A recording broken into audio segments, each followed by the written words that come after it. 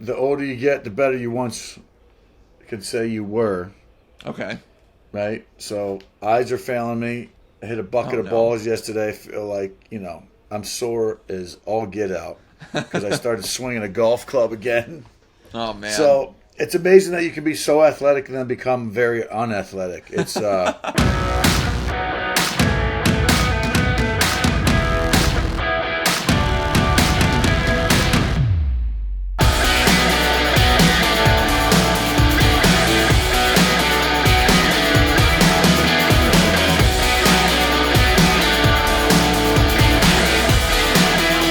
that's a pretty hard transition for a lot of people.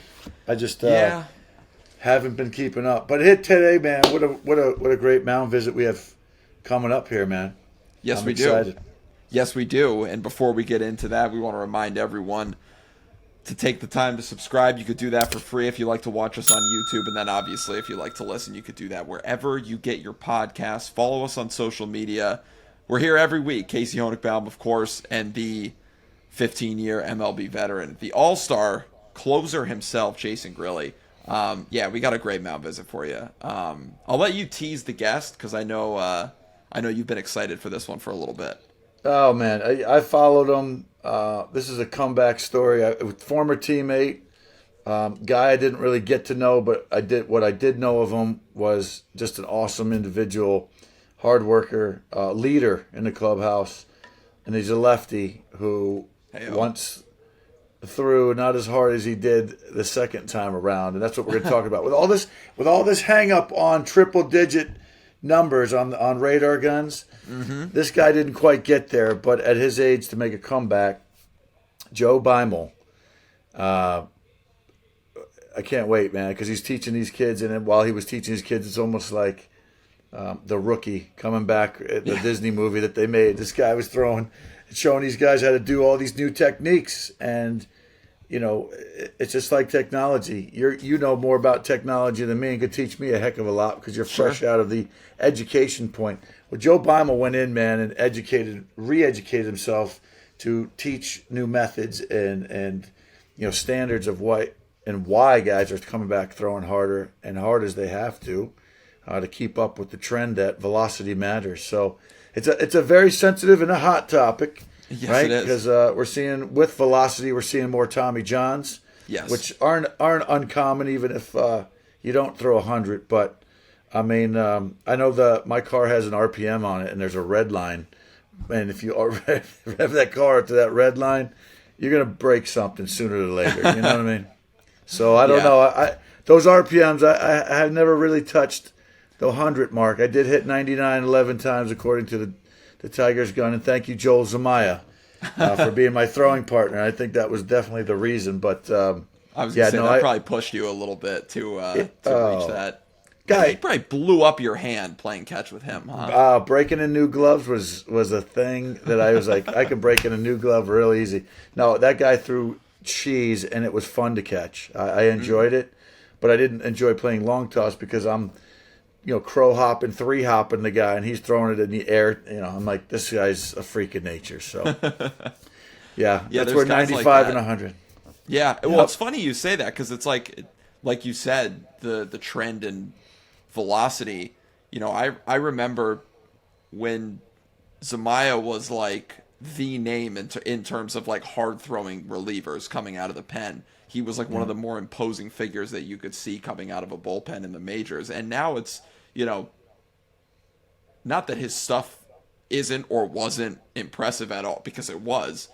But it seems like now everybody's throwing triple digits, especially Yeah, when you got a big league bullpen. It's like almost if you're not throwing 97, there's few and far in between in terms of the guys who are not. guy. When I remember guy throwing 97, 98, you're like, Yeah. oh my god, guys are sitting at 98, Right, and exactly. upwards of 100. You scratch your head. I'm like, okay, so the radar guns. I had to ask friends. I was like, that are about Mark Del Piano, one of my friends and Yeah, one of yeah. our guests. We got to have Mark back on because I'd love to just revisit some of the stuff that people talk about. But I will say that you look at guys like Greg Maddox, who it's a debate. Would he make it today? I would think say yes. I would say yes. Yeah. You know, you look at these guys that are throwing 100, it's almost like they flip-flop. I mean, you cannot pass. You have to draft a guy that has a strong arm. Yeah. Right? Yeah. And Paul Skeens just got caught up. Breaking news. That's You right. haven't heard. You heard it from us. Probably not. It's everywhere. The guy's a freak show. Another LSU strong arm and prospect coming to the Berg. So Yeah. we got two guys that are lighting up the guns, man. And Yeah. you know, I'm excited. I'm excited to see it. Now you just cross your fingers, hope they stay healthy. You know. Well, that's just it. You know, the trend is that at some point you're going to have a breakdown. Going back to Joel Zumaya. Joel Zumaya wound up having stress fractures, which I've had one of those, and a Tommy John. And the stress fracture, when you put the pin in, pops the ligament. It's a chain effect. And Dr. Andrews, God love him. Thank God technology and good medical help keeps guys on the field. But, you know, it's a difficult time and to be out of the game and have it go on without you and doing the proper protocol. I mean, guys are at 35% of guys are having Tommy Johns. I even heard somebody, you know, having it for the third time. And I'm like, the third time? Yeah. I go, you're spending the majority of your tenure on the disabled list repairing ligaments. And I don't know how many extra pieces and parts you got in your body, but apparently plenty enough to have 3 Tommy Johns unless you're getting a good cadaver like Tommy John himself. I think he had a gorilla tendon. That was the first. That was the first one. Yeah. It's interesting how the first Tommy John surgery, not that it was the most successful, but, you know, he was able to pitch so much longer after that, and for that being the first one for it to be as successful as it was is always something that's crazy to me. But, no, like you said, I mean, it's... The dude had a Hall of Fame career. I mean, he had a Hall of Fame career, but he's known after the surgery. I mean, they named the surgery after him. So thank you, Tommy, for being the guinea pig. I think every guy would thank him for going under the knife and coming out, showing that it's a success story. And, you know, thank God for guys like Dr. Jobs and legends like Dr. Andrews. You know what I mean? Yeah. No, you're absolutely right. And it's interesting, especially, too, this year in particular.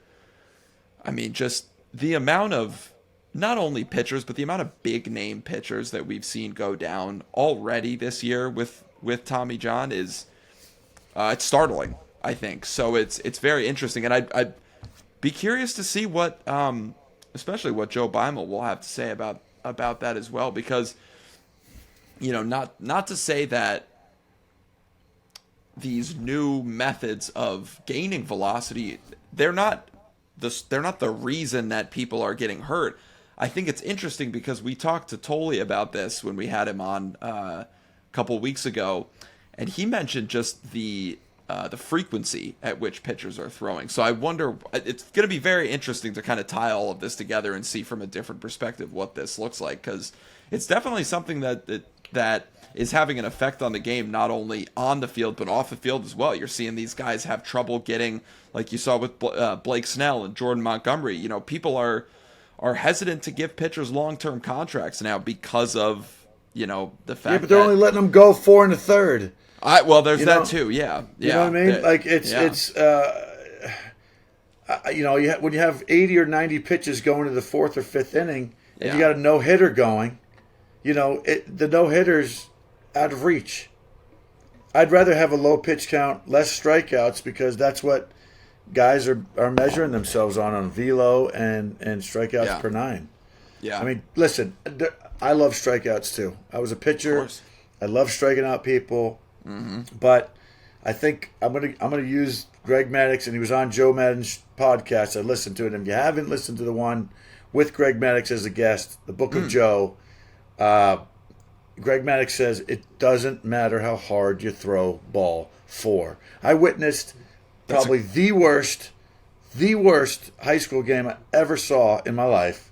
And the reason it was the worst to watch, it was painful to watch. And it's not a knock against these kids. I get why they're doing it. Mm-hmm. They should have had football pads on rather than their baseball uniform, because the bravado and just trying to max effort everything on the mound. There was 23 free passes between both sides, whether it was Good a walk Lord. via walk or hits In a batsmen. 7-inning game? In a 7-inning game.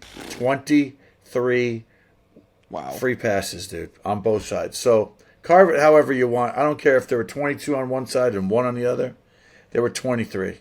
And it just says this is the topic, and I can't wait to have Joe Beimel on because Joe does teach how to get stronger arms. I'm trying to do it for my own son. He's 6'4".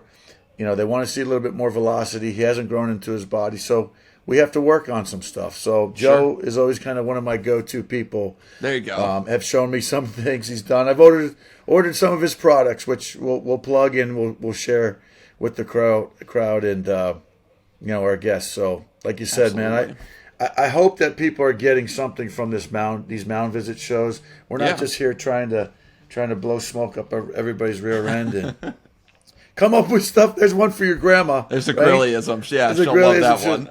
Right? Blowing smoke. All right, we'll keep it clean, not crass. Unlike hey, we're not going to get Tom Brady roast material here. We talked about that. You talk We about were talking on the that. phone about that. That's right. I don't know who was uncomfortable. Very uncomfortable watching that. That's a whole segment in itself talking about crowd noise and heckling.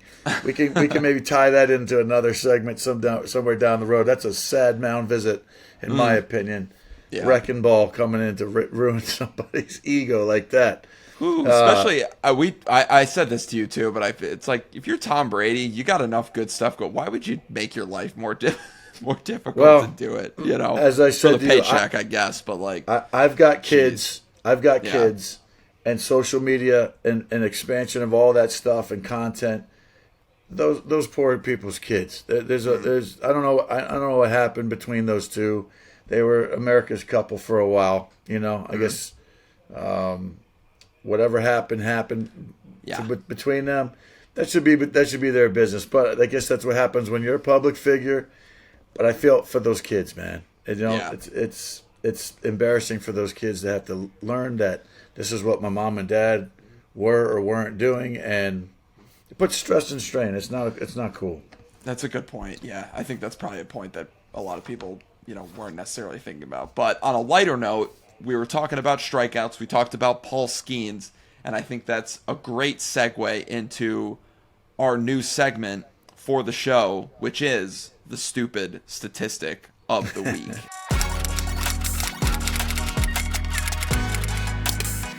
And for myself, and for those of you that are listening, you could kind of guess what that might be. And for at least the way I see it, and we can kind of interpret it in different ways, which is what's fun about a mound visit. And I like to, I love looking at baseball statistics, collect baseball cards, all this. Anybody who listens to the show knows this.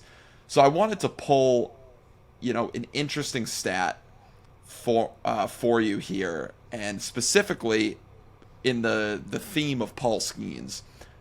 Looking at his, obviously he doesn't have a super extensive baseball reference page because he hasn't gotten called up, but he just did. But you could look at his college stats, and you could look at his short time in AAA this season. And in AAA this season, I guess we're starting off stupid statistic of the week, kind of already breaking the rules, because I'm going to throw a lot of stats at you here because they're just mind-boggling. But yeah, let them know, man. Let them know. This is what people get off on here. Over 27 innings pitched, 27 and a third innings pitched in AAA this year. His ERA was .99, so he had a sub-1 ERA. Only allowed 17 hits. It was off a bomb, right? Yeah. 1 homer. Yep. 1 mistake. Exactly. It's gonna happen. 1 home run, only 8 walks, 45 strikeouts. So he had, if you do the math, 14.8 strikeouts per 9 innings, 5.63, strikeouts per walks. I mean, the stuff that he did to professional hitters, because people who know baseball, the AAA level, and you know this obviously, there's some professional hitters down there. There's some guys with big league experience that are in Right. AAA. So he's not just facing It's not rookie ball. prospects. He's facing some decent ball players, like you said. It's very impressive.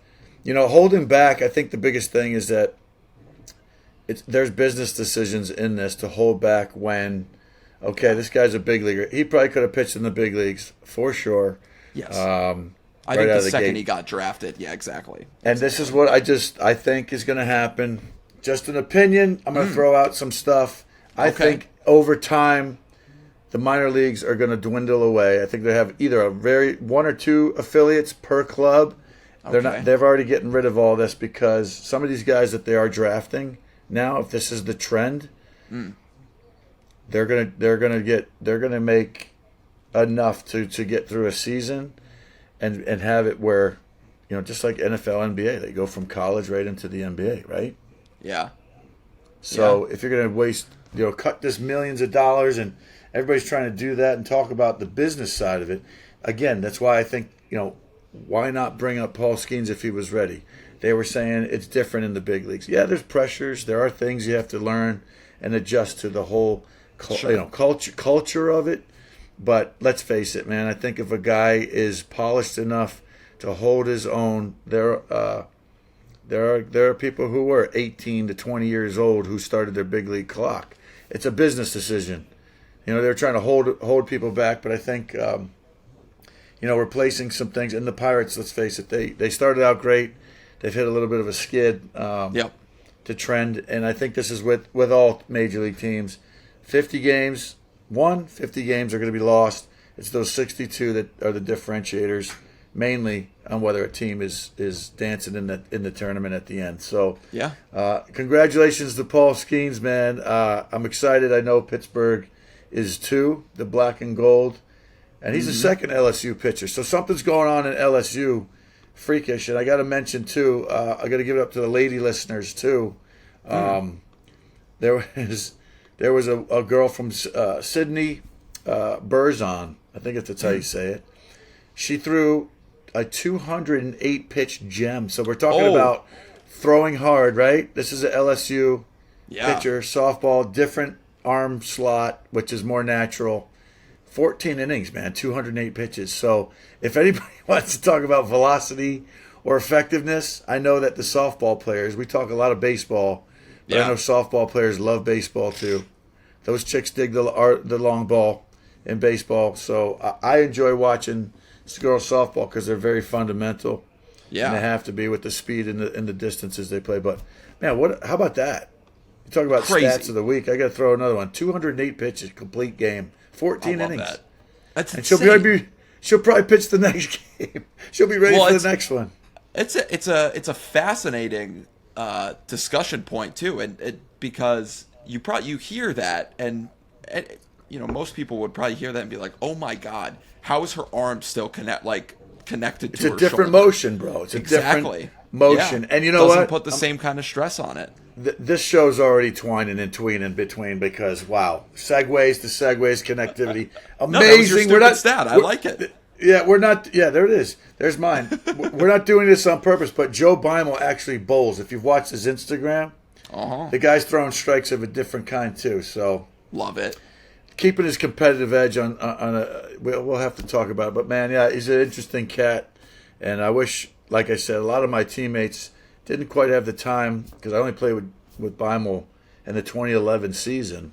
But I sure would like to get to know him better, and you don't have enough time even when you're playing ball together every day. It's of course limited time to just be humans and get to know each other and interact. So I mean, I can imagine you got enough stuff to worry about. It can be so go Jays, go Jays, man.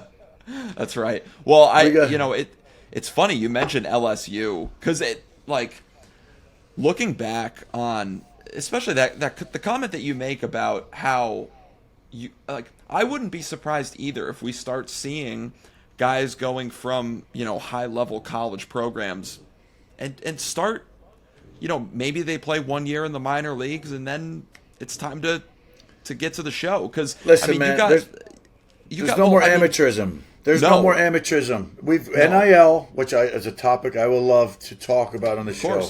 There's so much to talk about on that, and spilling the beans coming up soon. But a little prequel on some things I'm working on. But these kids are conditioned now to be professionals. Yes. Right? And if you look at these college locker rooms, I went to Vanderbilt to see our boy Scott Brown. I went in there and I'm like, why would you even care to go be a minor league coach? Because some of those, it's it's like, and these kids, it's like, The shoot, I'll stay facilities, another the year. technology, it's incredible. Yeah. Yeah, you used to, like, I was like, hey man, you got leverage as a junior when you're Right. getting drafted to negotiate a big deal. If you stay your senior year, you kind of go, well, you either go back to college or for your senior year, but then you risk maybe getting hurt. You risk Right, exactly. maybe foregoing that leverage to say, well, we're going to give you this, and that's all you got. You can't go back for another year of eligibility. Right. If you have a bad year, they say that's the reason why we're not going to offer you as much money or draft you as high. So yeah, it's an interesting concept now, man, with amateurism, people getting paid, right? Yeah. They're already their mindsets, even I think to me, they're used to the pressures. They're used to getting paid. It's just going to become seamless. It's going to become normal for these kids. Like, people say, oh, it's not a good thing. Well, then you know what? Let's teach them the foundations of what money they have to. This is a whole topic about just being a steward of your money and business, being taken advantage of. There's going to be, 30 for 30 broke stories where these kids got all this money up front. The Johnny Manziels of the world. It's sad, but true. It's just, I don't know, maybe they got to come up with some type of annuity for these kids to get something after they get some of this money. Yeah, I'm sure that will be a discussion. I'm sure that already is a discussion right now with all of the, like you mentioned, all the NIL money, everything that, how the landscape of college sports especially has changed. So, but it's interesting because you mentioned how polished and, I think you used the word professional these kids are. Yeah, they have to be. I mean, look at Charlie Condon in coming out of Georgia. He's most likely going to be the number 1 overall pick to the guards. I'll throw some of these stats at you here. I mean, this kid has been unbelievable. In 47 games this year, he's got only 35 total strikeouts. He's almost hit as many home runs as he has strikeouts. He's got 33 homers on the year, 69 ribbies. All of this in 47 games. He's hitting .459 against the SEC. Like, that's some would argue the best of the best in college baseball. Well, that's why I can't wait for that tournament. Watch. Yeah, and those tournaments where these guys get to really shine under the bright lights at that level. Yeah. People want to see, like, Mike Trout versus Ohtani. People want to see the Mike Tyson versus Holyfield fights. Yeah. I want to see Division I college baseball.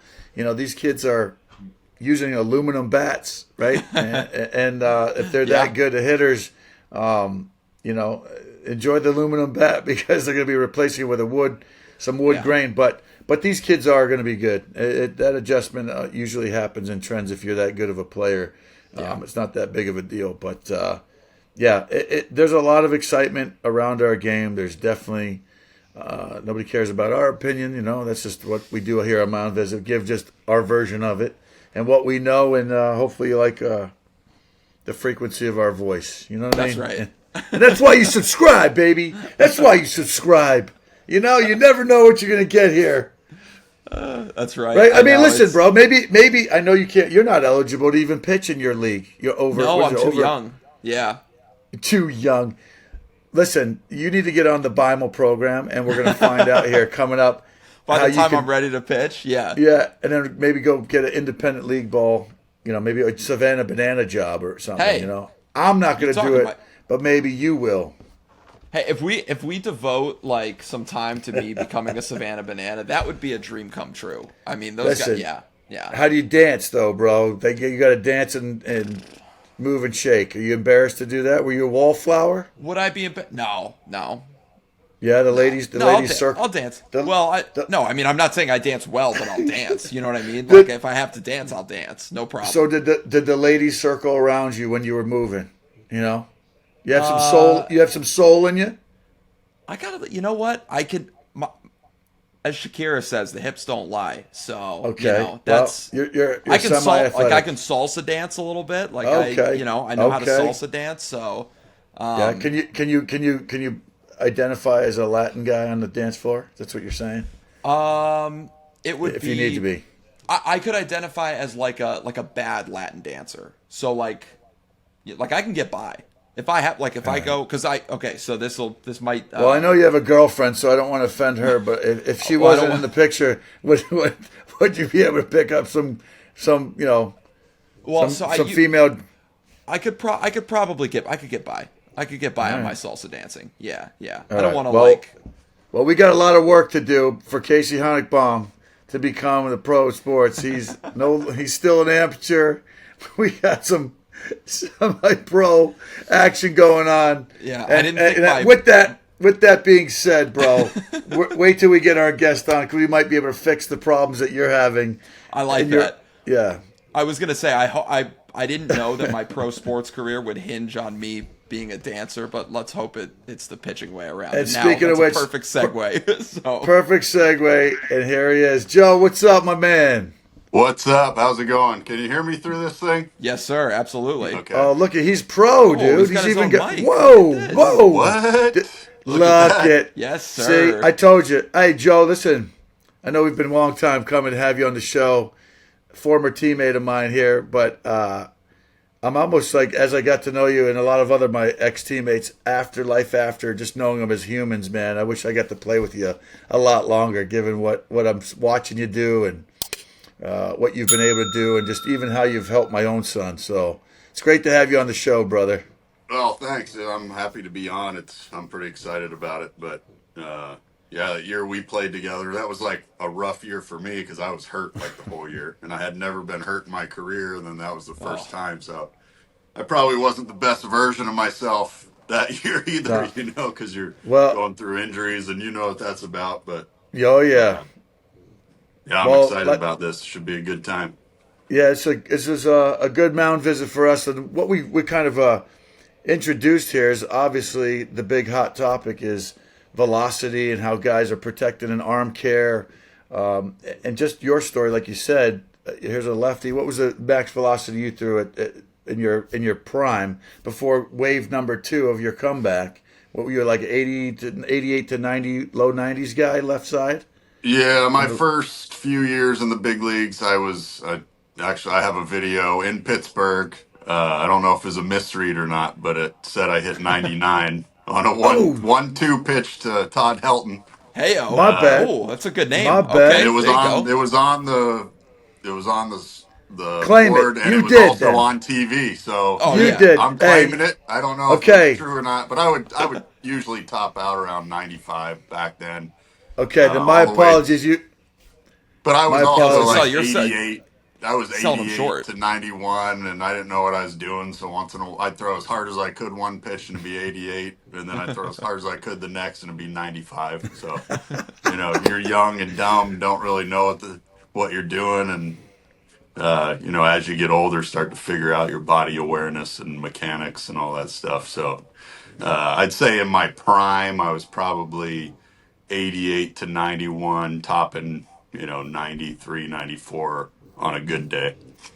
And Interesting. back then, and during that day, in our era, like I said, Casey and I were just sitting here chopping it up about all these guys that are triple digits. You used to see those guys at the back end of a bullpen, and now it's flip flopped. It's almost like if you're not a upper 90s to touching triple digits, they seem to be drafting these guys and throwing them in the front side of the rotation, and the guys that are Yeah. side armors and finesse pitchers at 93 to 95. It's incredible to see like what's going on, or maybe they're taking a page out of the book where, hey man, what are you doing to train? Because I know I just told Case, I said, if I was your teammate now, I'd be following what you did and what you're teaching in your academy to all these kids to help them increase their velocity and take care of their arm. Yeah, it is crazy because, I mean, back then, the big thing was you can't teach velocity, right? Like, that's Mm. what everybody said. We know that's not true now, but you can count on one hand, guys when I first came up that could touch triple digits, and that was only on a good day. Like your Randy Johnsons, Billy Wagner would hit 100. Rob Nen once in a while would hit 100.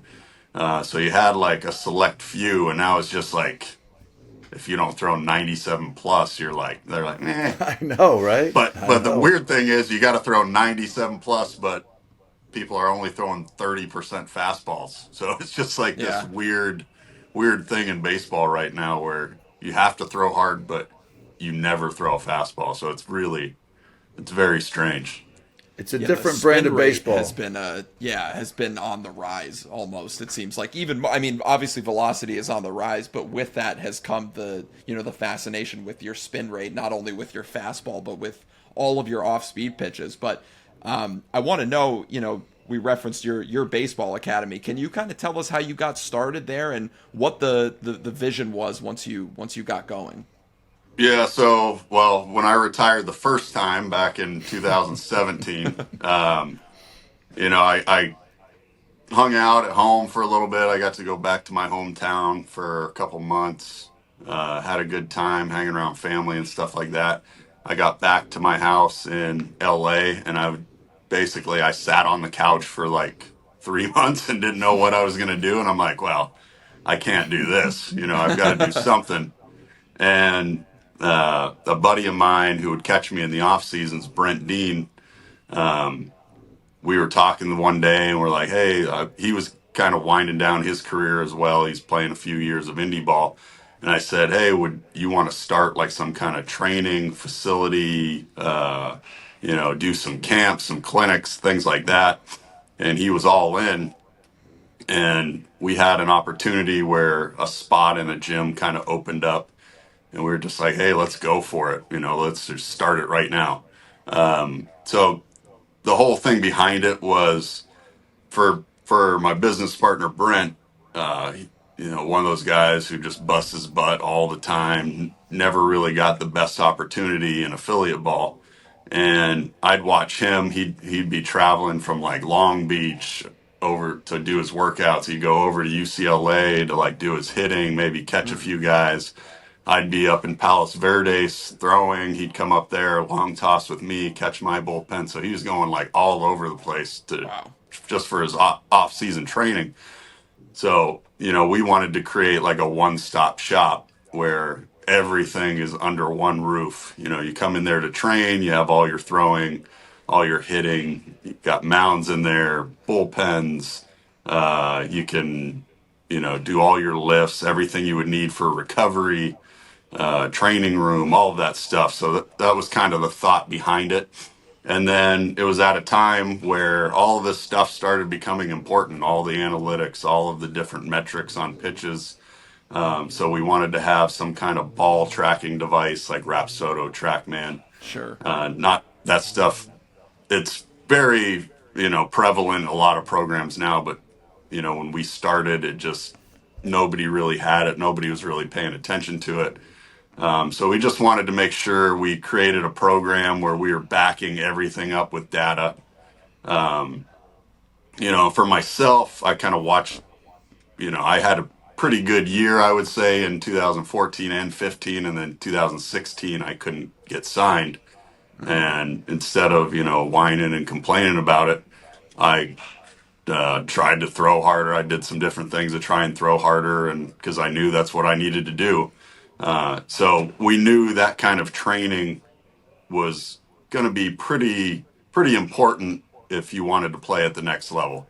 Yeah. So instead of fighting it and fighting the change, we decided to just go all in and kind of learn as we were going.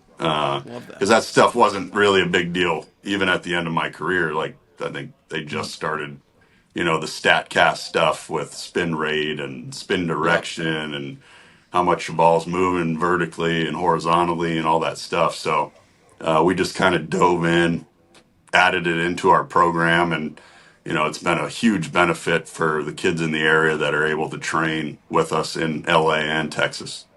That's So, what would awesome. you say? It is awesome, man. I wish you could bring Academy out east here too, man. I know you're a PA guy, and It, not too far from Pittsburgh. yeah, I actually moved back to Pennsylvania like a year ago. So I travel. I'm in LA right now, but I travel back and forth. Oh wow. LA, Pittsburgh, Texas.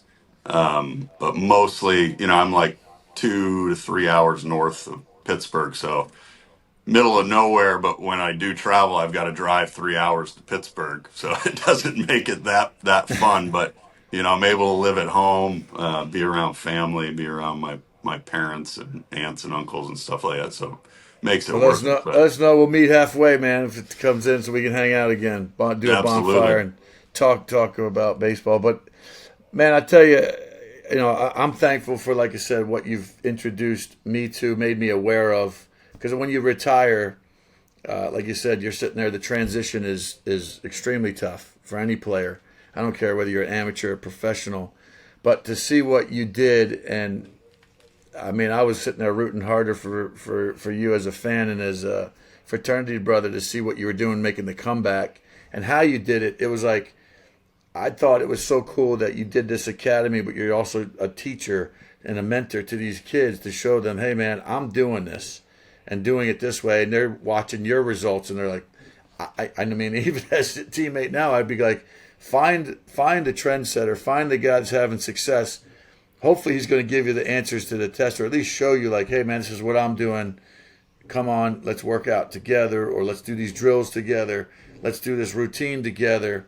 If the guy's reluctant enough to share his information, because some people don't want you to know their routine. If Roy Halladay gave out his book, he used to keep a really anal, regimen of what he's doing. Yeah. Or even Tom Brady was known, right, for having this crazy regimen, and not many people can do it. I would say, give us a little indication, Joe, because you came up with something that was obviously instrumental to be at your age, make a second comeback to share with these kids. What was the secret?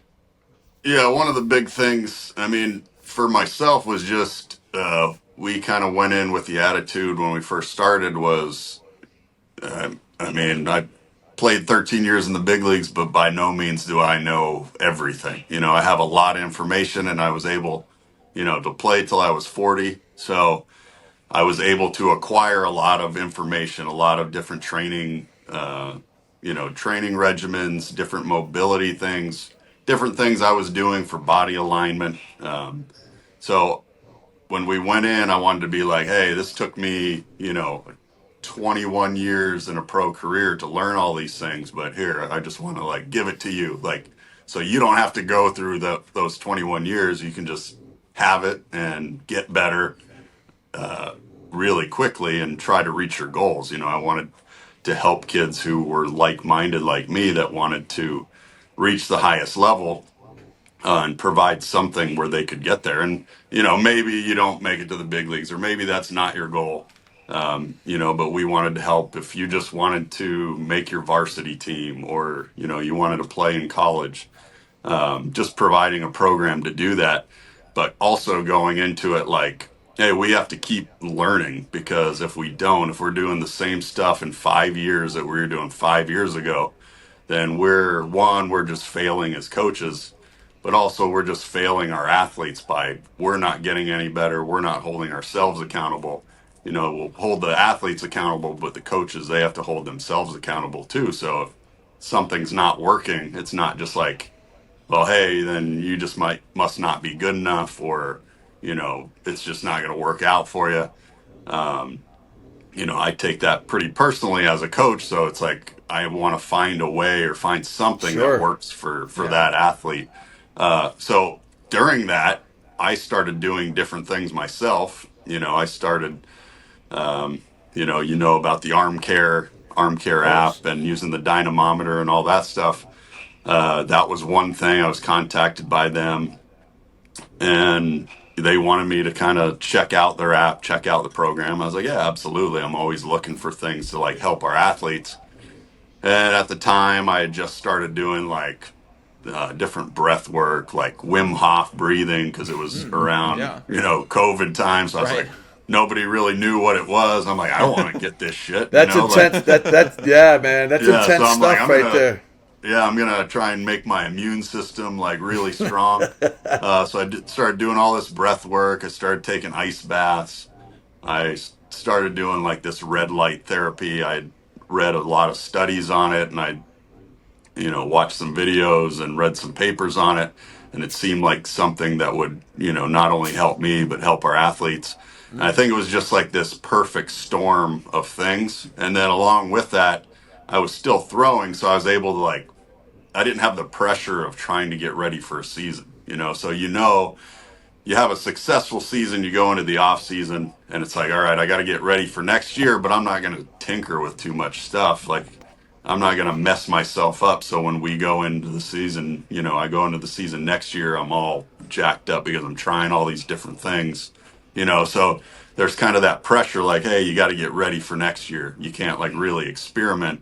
But I didn't have that pressure. So I'm just like, I'll do whatever. I'll start, throwing on 1 foot or like, what I really did was I got in front of a radar gun every single time I threw, and I'd just mess around with hand placements and where I was breaking my hands. And every once in a while I'd throw, and I'm throwing at 60, 70%, and all of a sudden the velo jumps up like 3 miles an hour with the same effort level as what I was, if I was doing what I usually would do. And I was like, oh man. And then I started kind of like tucking my thumb. I was always like held the ball like that, but I started tucking my thumb, saw like velo go up there.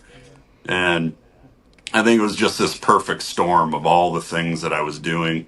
It wasn't necessarily one individual thing, but it was just like all these things I was able to incorporate because I was trying to help like our athletes get better. So And you then, said something, a lot of something, those last few points, when you're tinkering this and you're gaining. I always tell people, and I tell kids, even for myself, you're constantly evolving and you're trying to find a feeling, something that it You can shouldn't replicate. yes, and it shouldn't Yeah. feel like this grand effort. I feel like I was just talking about the worst high school game I witnessed here locally, where all these kids were max effort, and it was like this football game on the baseball field, and it's controlled aggression, it's controlled explosion, right? And it's yeah, those things that you're saying. These are little of adjustments of just trying to go. What is making me go? Oh, all right, that little change with that effort, because you have to conserve your pitches, right? I mean, still, I don't know. There's so much loaded in what you just said and what we've been talking about, because guys are throwing harder, but maybe their pitch counts are 80, 90 in the 4th inning because they're trying to max effort. They're trying to strike everybody out. It's a whole different mindset than I'm going to go throw a complete game or try to get a quality start of 3 runs or less in 6 innings pitched, and that was back in the day. That was the brand of baseball you and I have experienced, and over the time spans of different eras of baseball. yeah, without a doubt. I mean, it's one of those catch-22 things where, to me, I think pitches per inning is a huge statistic because Yeah. if you can throw an inning in 9 pitches or less, that's really good, and you're going to be saving your arm. Like, what causes pitching injuries? Well, pitching does. I mean, that's exactly what it is. So if the less that you're out there, you're going to be protecting yourself, and there's freak accidents happen and things like that. But it's also going to save you from fatigue. But with that being said, like if you don't throw hard and you don't strike anybody out, then you don't get an opportunity. It's just the way it is right now. And you've got to be able to adjust to that. So, there are different things. And I think when you start talking, I know you guys have talked about this, a hot topic of injuries and why everybody's hurt. And, That's what I was just going to ask. How do you balance that with, having to throw, like you just said, having to throw hard to get that opportunity, but also you don't want to kill your arm. yeah, I think a lot of it is making sure you're doing every single thing you can to protect yourself. So there's a lot of things that you can do, and a lot of times it's just not done. Like when I was younger, we go into spring training and we test like arm strength, and then you never see those numbers ever again, and unless something bad happens. If you get hurt, then they go, "Oh well, look, you're hurt because you lost range of motion or you lost strength," and it's like, well, that didn't mean no good to know that now. Like we could have been testing this throughout the season, and then you do the things to correct it along the way. So that's where the arm care stuff comes into play, is because you're testing it every single day. You're making sure you're strong. And a lot of times why injuries are happening is because you do have somebody, maybe they're gaining strength or they're gaining velocity, but they're losing strength. Like that's a terrible Interesting. combination to have. So making sure that you are strong. I mean, uh, I know Ryan Croton, who's with Arm Care, and he's a really smart dude and got a PhD in biomechanics. He's a good person to learn from, but one of his sayings is strength matters most. And we've kind of adopted that with our program, and that's always kind of been our mindset is, strong people are hard to kill. So, if you're strong, that's half the battle. If you're strong and you're throwing hard, that's good. If you're weak and throwing hard, there's probably something that's going to happen that's not going to be very good for that. And a lot of times it happens quickly through the course of a long season where when the season starts, your shoulder might be very well balanced. You might have strong internal rotation, strong external, strong scaption. You're able to accelerate with the ball, but then once you release it, you're able to decelerate. That's usually when the injuries happen, is on the deceleration patterns, because you're able to, accelerate so fast. But if you can throw 100 and only slow down 80, and you're throwing 100, well, that's probably not going to end well. So having that data, having those numbers, making sure that you're keeping that strength up, keeping that balance up, I think is huge. And even with our training facility, we've had guys who have had Tommy John. I had a guy that I just started working with last year. He had two Tommy Johns back to back. Couldn't figure out why. He came back from the season last year, and we tested like his arm strength, and he literally was weaker than one of our kids that trains with us, who's in 8th grade and throws like Wow. 82. Like, we're talking about a 29 year old pro baseball player who's got weaker metrics, overall strength, not just, relative strength, but the literal number was lower than like one of our 8th graders. And so this So is it's all like, you're well, getting. You're getting. this is why you keep getting hurt. Right.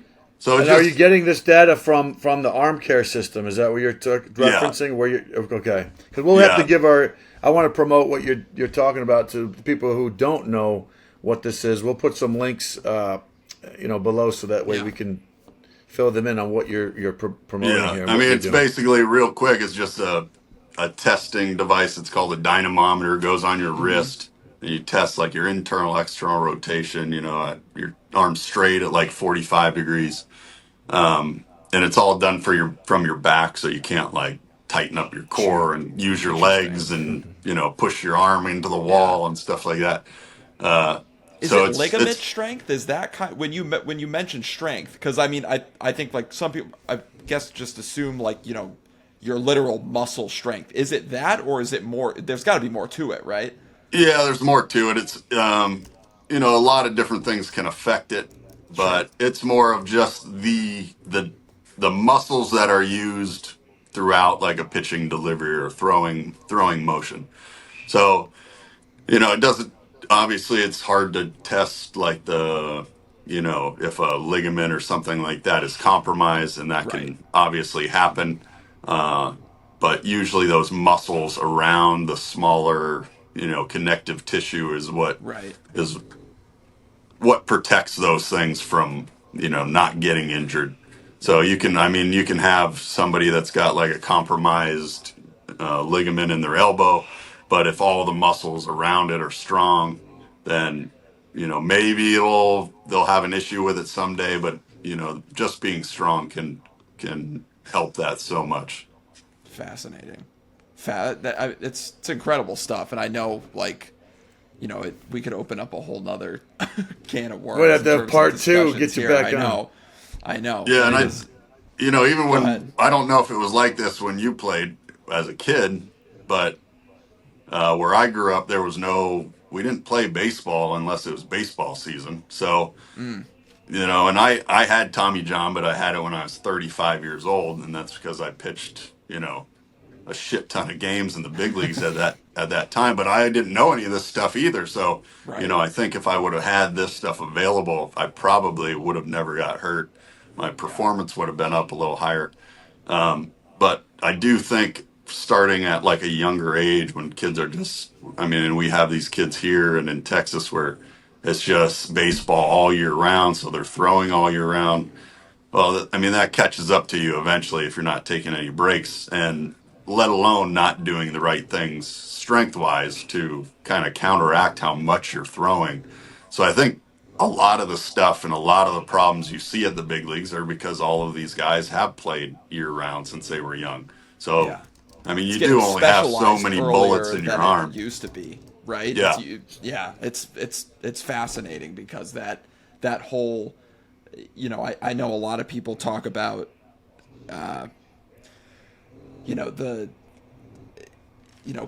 multi-sport athletes being in the best position to sustain a career. And I think, you're seeing, like I just said, like you said, kids specializing in baseball year round and earlier on. So it's very interesting. So, but this has been an awesome discussion. Like Grilli said, we got to do a part 2 at some point. But Joe, thank you so much for taking the time to come on a Mound Visit with us and share some of this insight.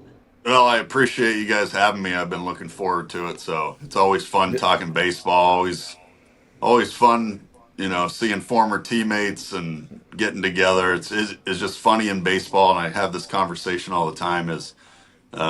You might not see somebody for 2 years, 3 years, 10 years that you played with, but as soon as you like kind of get back together, it just goes like you never left. So it's always fun, and it's just an awesome community of people that we got to do something special and have fun doing it. So when you're able to get back together and talk about the game that you love and that you're able to do at a high level, it's just pretty awesome, pretty fun. Well, listen, man, I'm sore from just hitting the driving range. I'm not in the best of shape, so maybe I need to hang out with you. Like I said, we didn't get enough time to do. And I know you're bowler, so those are like recreational old man games, and I'm getting to be one of those old men. So I know you're a big throwing strikes of a different kind. Maybe we have to have some matchups in the bowling alley. You got a bowling alley at the clinic too, man. Maybe I'll go Not to that yet. later. Oh man, don't tempt me. I'm trying to figure out how to get one. Like I've been telling my wife, I'm putting one in her backyard. You should. I'm watching your I've gotta Instagram. build one. I'm like that. If I had a bowling alley in my backyard, like where I could just walk outside and into another building, start bowling, I'd be the best bowler in the country for sure. Hey, listen, I'm pretty impressed with what you're already rolling up on some of the Instagrams there. So listen, if you guys don't know who Joe Beimel is, you got to follow him.